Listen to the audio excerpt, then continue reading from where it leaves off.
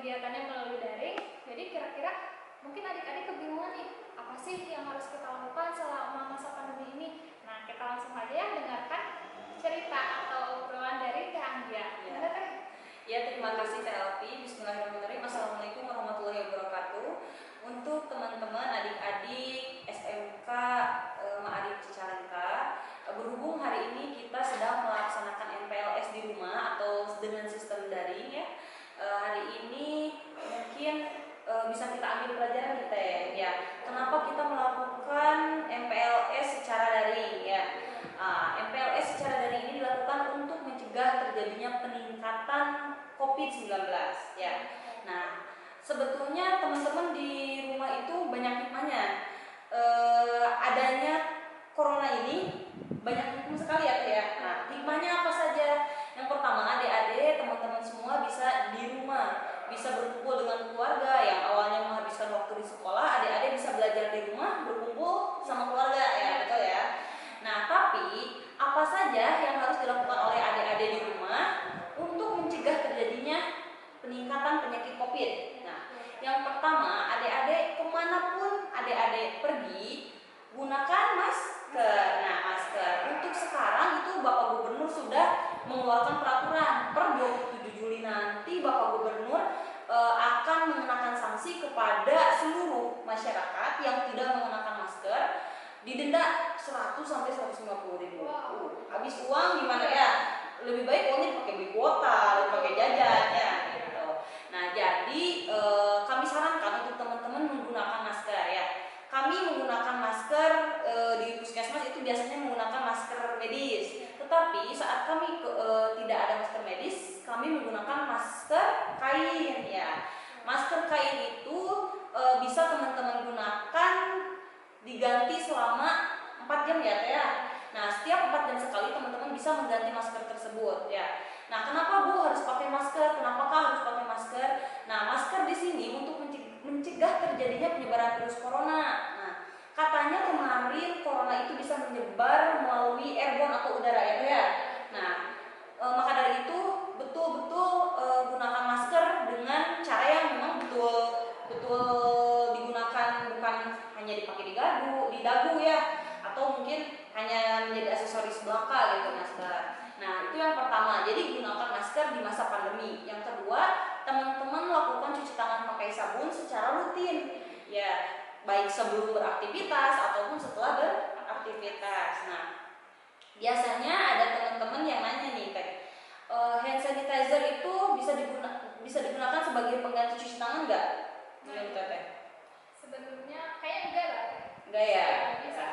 Nah, sebetulnya hand sanitizer itu sebagai bukan bahan, alat apa ya? Sarana pendamping. Apabila sarana prasarana untuk cuci tangan pakai sabun tidak ada, maka gunakan hand sanitizer. Seperti misalkan kita di dalam kereta pergi, kan nggak mungkin kita nyari-nyari WC ya, nyari-nyari kamar mandi ya. Makanya teman-teman bawa hand sanitizer ya, itu diperbolehkan untuk dibawa. Nanti digunakan kalaupun misalkan tangannya kotor atau udah beraktivitas pegang-pegang yang kotor ya. Terus yang berikutnya, tetap jaga jarak, tidak boleh berkerumun dan berdempetan ya. Bu, kenapa sekolah dilarang?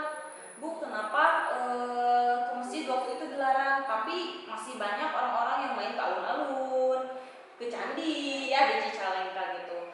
Nah, sebetulnya kesadaran diri dari adik-adik teman-teman sendirilah yang akan melindungi dan menyelamatkan adik-adik semua ya. Betul ya Teh ya? Nah, untuk itu teman-teman adik-adik semua nggak perlu khawatir, nggak perlu was-was gitu ya. Kebanyakan masyarakat itu khawatir, jadi banyaklah gitu ya, banyaklah peningkatan penyakit corona tersebut gitu. Apalagi nih Teh yang harus kita bahas. Selain itu harus makan makanan yang bergizi. Iya betul.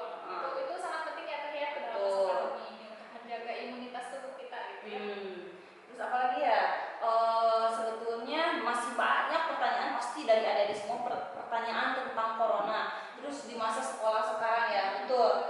Biasanya ada pertanyaan-pertanyaan seperti apa Teh biasanya yang diumumnya? Paling ini sih Teh, mereka pada bingung nih ya, kita nggak sekolah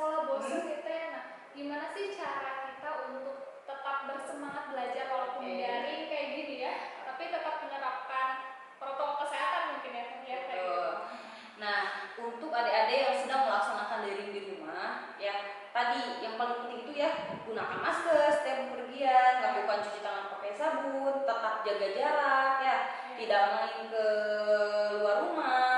Ya pokoknya maksudnya boleh main tapi ya sewajarnya saja gitu ya, karena kita dalam masa AKB, adaptasi kebiasaan baru gitu. Berarti untuk adik-adik nih ya, meskipun tetap belajar di rumah dengan cara daring, berarti tetap harus apa sih, menciptakan suasana baru atau suasana yang menarik untuk belajar ya. Iya betul. Nah terus menurut Teteh sendiri nih ya, apa sih hikmahnya kita tetap berada di rumah ya? Oke, hikmah kita ada di rumah, stay at home ya kan ya. Tadi kan udah saya bilang sebelumnya, banyak sekali hikmah dari adanya pandemi ini, pandemi Corona 19. Apa aja ya, tadi kita bisa kumpul dengan keluarga, terus kita jajannya berkurang karena makan makanan mama, makan makanan di rumah ya, lebih sehat gitu.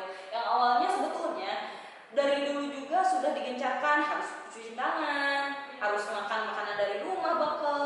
Nah pada akhirnya sekarang dengan adanya pandemi akhirnya jadi kenyataan gitu ya, jadi sering cuci tangan, jadi bekalnya dari rumah gitu kan.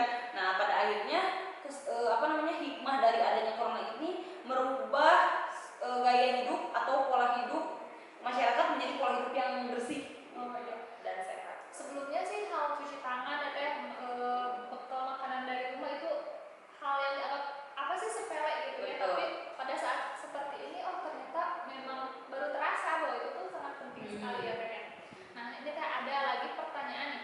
Kalau misalkan sekolah nanti sudah diperbolehkan normal seperti sedia kala, nah kira-kira yang tetap harus kita lakukan itu apa aja? Oke, seandainya kan ini sekolah belum bisa kapan nih masuknya ya, tanpa ada batas waktu gitu ya. Nanti mungkin batas waktu yang tidak ditentukan, mungkin saja bulan September atau Januari tahun depan teman-teman diperbolehkan untuk masuk sekolah. Nah apa saja yang harus dilakukan ya, tadi ya tetap gunakan masker, lalu tetap cuci tangan pakai sabun, lalu teman-teman bawa bekal atau misting dan tumbler sendiri dari rumah Teh. Jadi supaya tidak menggunakan tempat makan dari luar. Kita nggak tahu tempat makan tersebut ada virus atau enggak. Lalu yang paling penting adalah kan karena teman-teman sering ke sekolahnya sampai sore, di sekolahnya sampai sore, disarankan teman-teman membawa alat sholat sendiri. Nah itu alat sholat sendiri sangat penting. Jadi tidak menggunakan alat sholat yang disediakan oleh sekolah gitu sih. Mungkin itu.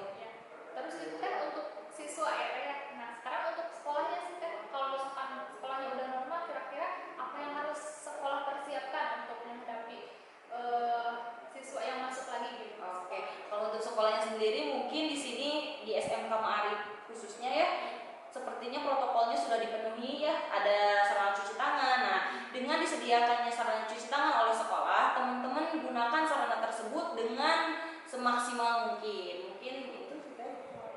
Nah adik-adik, obrolan tadi ya dengan Teh Anggia sangat menarik. Jadi untuk adik-adik yang sedang melaksanakan kegiatan sekolah di rumah gitu ya, MTLS di rumah, mudah-mudahan dengan adanya kegiatan ini atau hikmah yang bisa kita ambil dari pandemi ini, adik-adik bisa melaksanakan protokol kesehatan yang sebaik-baiknya gitu ya, untuk mencegah terjadinya penularan penyakit COVID-19 ini. Itu saya ya simpel sih sebetulnya. Jadi pesan dari kami, pesan terakhir yang sangat simpel, tetap lakukan protokol kesehatan. Yang pertama, gunakan masker kemanapun teman-teman pergi, lalu cuci tangan pakai sabun sebelum dan setelah beraktivitas, mandi setelah setiap dari luar rumah, dan